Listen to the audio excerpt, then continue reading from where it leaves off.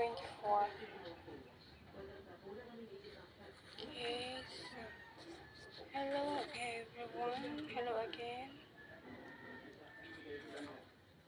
Dinig ba ako? Yun. Happy Valentine's Day sa lahat. Happy Valentine's Day everyone. Ito na yung tuloy ng aking commentary video kahapon. Dinig ba yung boses ko?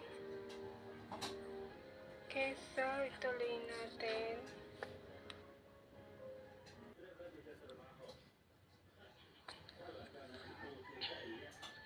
This Valentine's Day, don't forget to love your partners truly, yung totoo lang, and your family, of course, your friends, and don't forget yourself.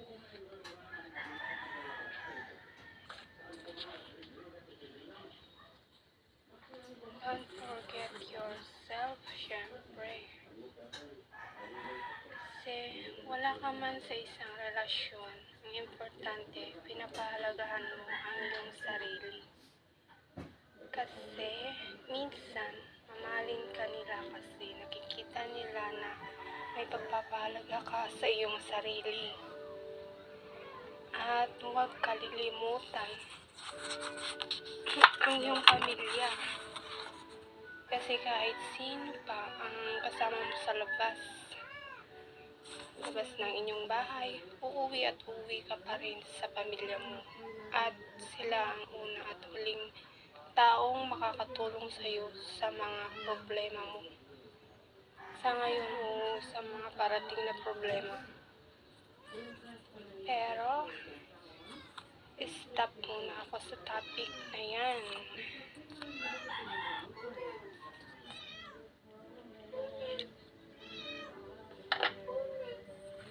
Kasi itutuloy ko lang yung nasimulan ko sa commentary video ko na naunang kahapon.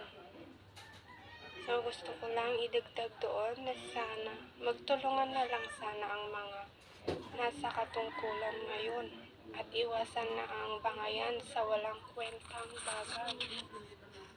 Sayang lang yun ng panahon.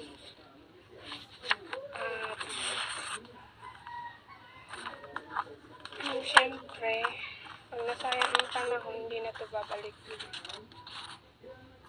Pero kung may kwenta naman yan, sige, tuloy nyo lang. Pero, kidding aside, mas mahalaga ang pagtutulungan. Kasi sayang naman ang panahon na lumilipas. Baka hindi na natin mamalayan tapos na pala ang term ni PBBM at ano ang mga legacy niya. Tanong na naman natin. Kaya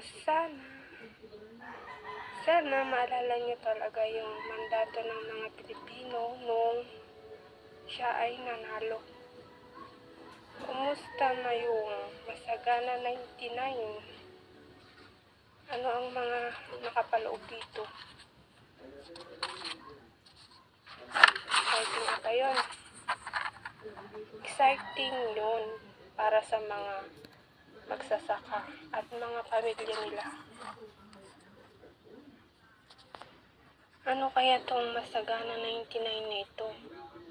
Naririnig ko na yun dati. Nung umupo si former President Rodrigo Duterte at nung kasalukuyang nagkakampanya pa lang si PBBM. At nakakatuwang pakinggan yun na itutuloy ni PBBM ang nasimulan ng kanyang ama. Pero, nasaan na kaya itong Masagana 99 na to? Nasaan na ang mga plano yun? So, yun, gusto ko lang mag-wish na alam kong hangad din ito ng mga simpleng mamamayang Pilipino tulad ko na sana balansehin na lang yung mga desisyon ng mga nasa katungkulan ngayon para sa bayan,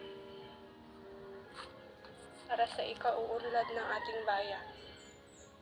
Yun lang. Salamat ulit sa panonood.